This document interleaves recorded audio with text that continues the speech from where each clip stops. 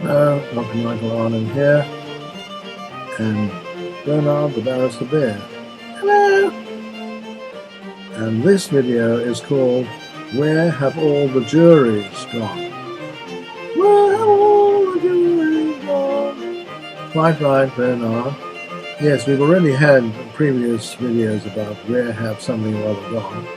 This is about juries, jury trials, which have often been regarded as a matter of great pride in the Anglo-American system of laws. But in fact, like so much else, it's no longer the same. In Britain, jury trials have been declining for years, for many years. It's withering on the vine, really. Yes, you still have juries in serious criminal cases and in intermediate criminal cases, which are called either way type offences, which are ones where the defendant can choose whether he wants to be tried by a judge and jury in the Crown Court or by a magistrate or a bench, that's usually 3 magistrates, in the magistrates' court. But mostly it's for serious crime. And that's about it. Civil juries practically don't exist anymore in England. There used to be, and of course that's where America got it from. But now, defamation was the main type of civil case where there was a jury, practically no longer.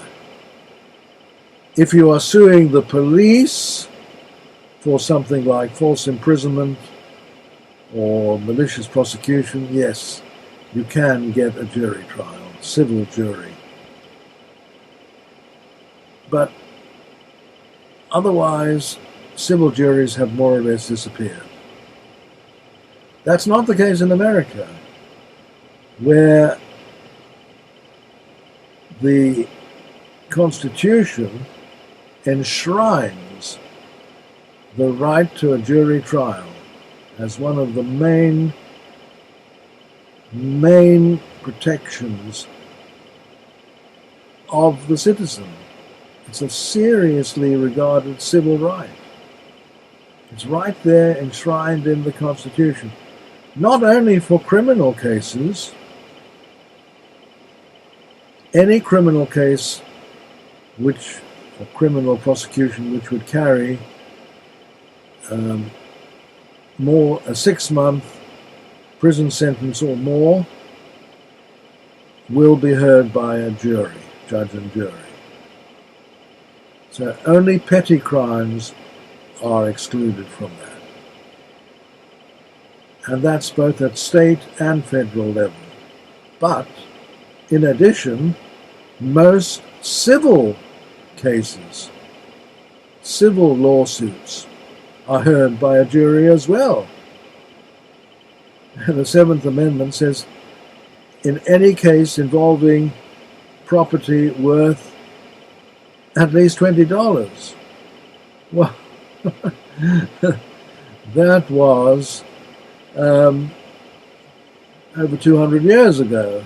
$20 now would be equivalent to $500. But the wording of the Constitution hasn't changed. So if there's a dispute over $20 or more, you can have a jury trial. Still remains the case, $20. So civil juries are alive and well in America. And another very important type of jury is alive and well there too, and that is the grand jury. Now, a grand jury, again, borrowed from England, but completely dead here, has been dead for many years. The grand jury is not a trial jury at all. It's a jury to determine whether there is probable cause to indict somebody, to charge somebody with a crime. And neither the defendant, the prospective defendant, nor any legal representative of that prospective defendant is allowed to attend the secret deliberations of a grand jury. A grand jury is so-called because it is larger. Instead of the normal 12-person jury in crime, the grand jury is usually between 16 and 23 members in size.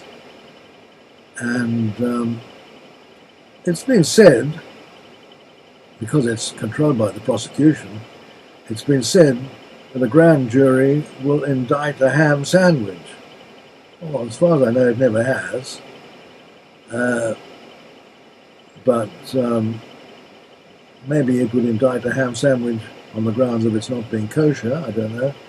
But what that was meant to imply was that the grand jury would indict practically anyone.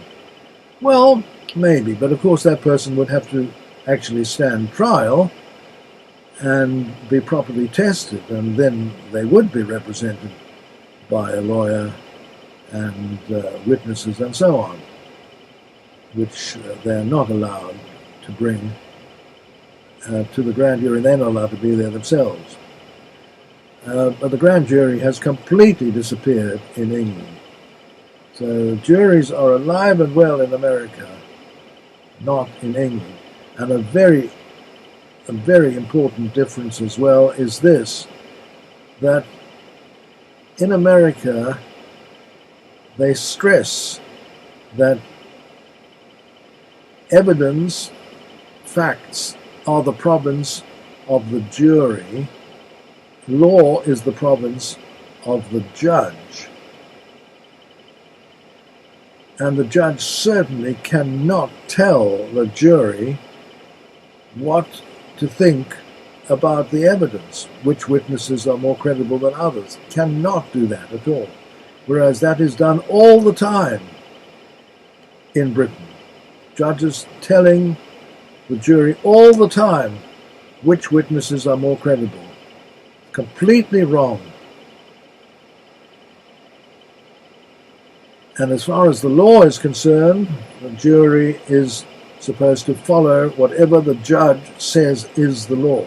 And there too, in America, in fact, although they say that as well, there is what is called jury nullification, which is practiced, I wouldn't say on a very wide scale, but certainly is not dead, and that means where the jury actually determines the guilt or innocence of a defendant, flying in the face of the law, not accepting the judge's version of the law at all. Jury nullification. And there's nothing the judge can do about that. If a jury decides to acquit, usually it's that way around. If a jury decides to acquit somebody on the basis of a different version of the law from that given to them by the judge, fine, they can go ahead. In England, that is seriously frowned upon, and it's very rare, and is not called jury nullification. Instead, they have a different name for it here, which is perverse verdict. It indicates straight away that it's considered to be wrong, perverse. Well, in fact, jury is a democratic right, because the jury is a cross-section of the population as a whole. Small cross-section, yes, but a cross-section nevertheless. It's not, of course, balanced in terms of age, in terms of occupation, in terms of wealth, in terms of anything else, although these days they do tend to balance it in terms of gender and race, but not always at all. And in America you do sometimes get all-white juries who return what is undoubtedly a racist-inspired verdict, and you also get all-black juries who tend to have a bias in favor of black defendants. You do sometimes get that, but as far as possible, the system tries to iron out these differences. And as I said, juries are part of the democratic process. Insofar as there is any democracy in either Britain or America, juries are the bastion of that, of whatever is left of democracy, much more in America than here. More next time.